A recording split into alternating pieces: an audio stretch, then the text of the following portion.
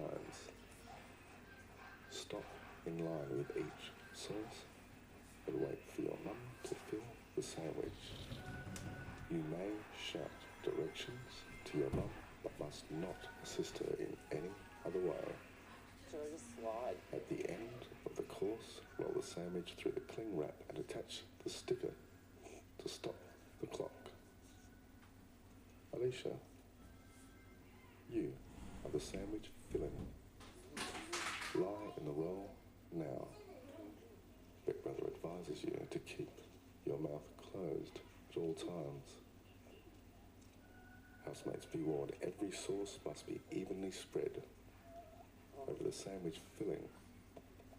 Mum must pour at least 2 bowls of each sauce into the sandwich. If Big Brother is not satisfied, you'll receive a time penalty. Start on the buzzer.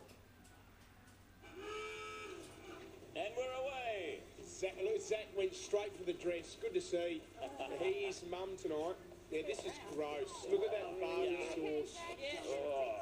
Interesting to see how Zach goes tonight.